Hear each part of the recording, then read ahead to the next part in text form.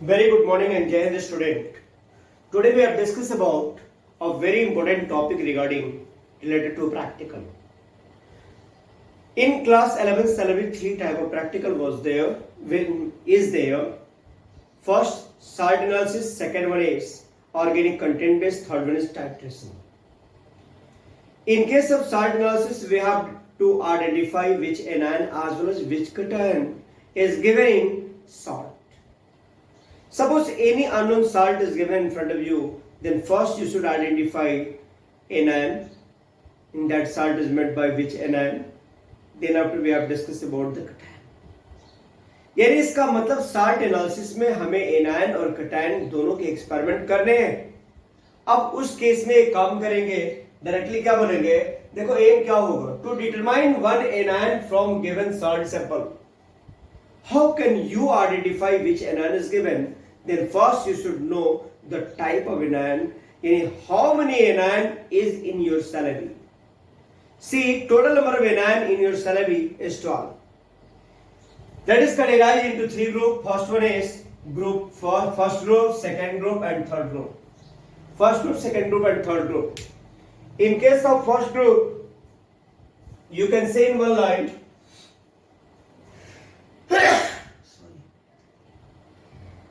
If in a test tube,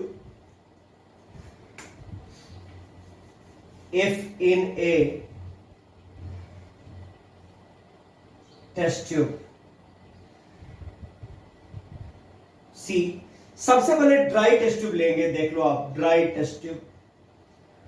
dry test tube का मतलब पानी नहीं होना चाहिए. Water is not required here. And then we add salt in it.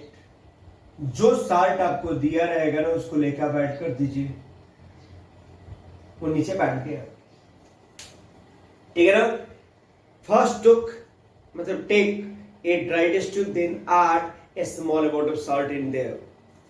Then after, on addition of dilute sulfuric acid in it.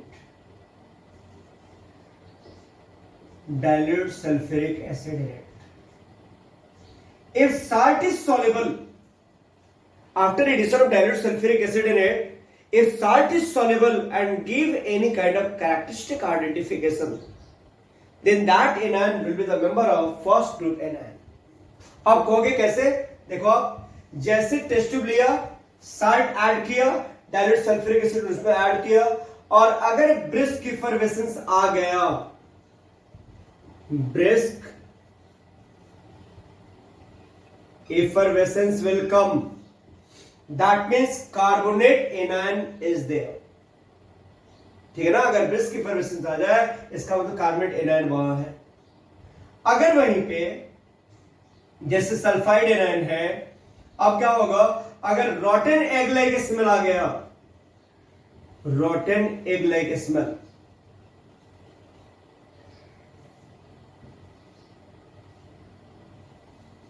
रॉटन egg like smell अगर आ गया, इसका मतलब क्या हो रहा है, तो sulphide will be there.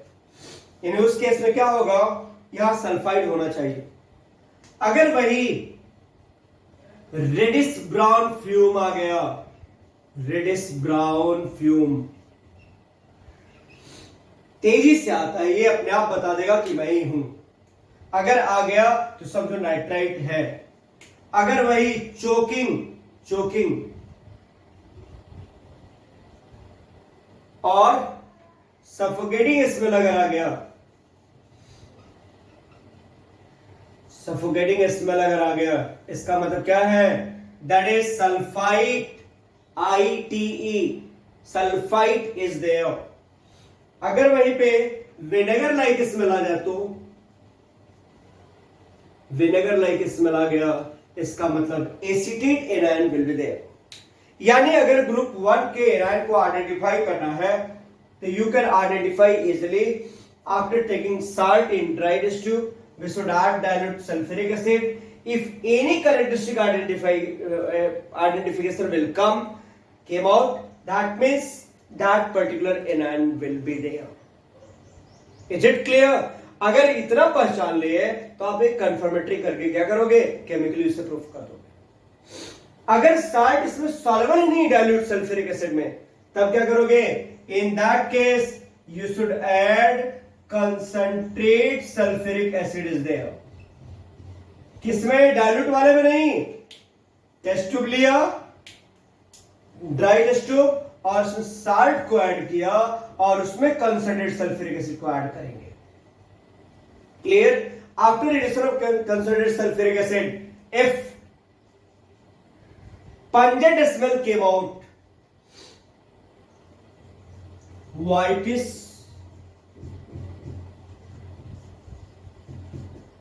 pungent smell came out, इसका मतलब कौन है? Chloride is there. whitish pungent smell came out, इसका मतलब क्या है? क्लोराइड है। अगर रेडिश, हल्का reddish pungent smell came out, pungent smell तो खुद बताएगा कि मैं पंजेंट हूं, आप दूर भागने लगेंगे, इसका मतलब ब्रोमाइड है। अगर violet coloration, violet test tube की कलर अगर वायलेट होने लगे, violet fume came out, that means iodide is there. अगर साल्ट सॉल्युबल है, साल्ट उस वाटर में सॉल्युबल है, sorry concentrated sulphuric acid soluble, लेकिन कोई इफेक्ट अगर नहीं पड़ रहा है तो क्या करेंगे आप? उसे हीटिंग करेंगे। और हीटिंग कैसे करेंगे भाई? In presence of copper turning. कहोगे कॉपर टर्निंग कैसा होता है? तो कॉपर का जस्ट जैसे लकड़ी के छिलके होते हैं वैसे कॉपर का उसमें पतली पतली थ्रेड टाइप रखी रहती है, उसे ऐड करके हीट करोगे। अगर यहां पे हीटिंग के बाद ब्राउन फ्यूम आ गया,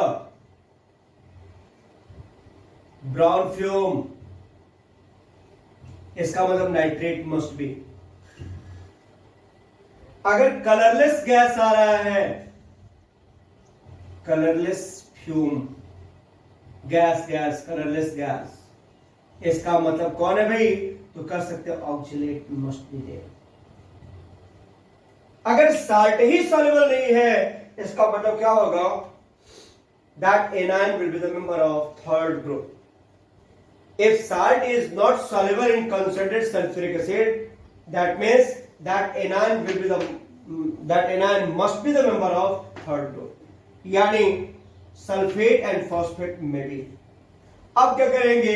इनके लिए अलग से टेस्ट करते हैं सॉल्यूशन बना के, डायरेक्ट कंफर्मेटरी। साल्ट लेंगे, वाटर में ऐड कराएंगे, सॉल्युबल कराएंगे और उसमें बेरियम क्लोराइड डाल देंगे। अगर व्हाइट ओबिडी आ गया, इसका मतलब क्या है भाई?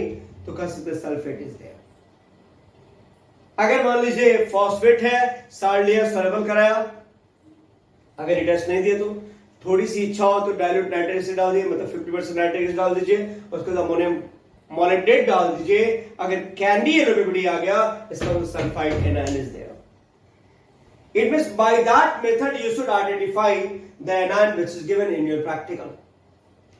और आफ्टर ध्यान दीजिए, अगर आप ये डिसाइड कर लिए तो उसके बाद हम लोग कन्फर्मेटरी इजिली कर लेंगे, जिसके लिए मैं अलग अलग एक्सपेरिमेंट आपको भेजूंगा कि एनायन का कार्बोनेट का टेस्ट कैसे लिखते हैं, सल्फाइड का कैसे लिखते हैं, नाइट्राइट का कैसे लिखते हैं।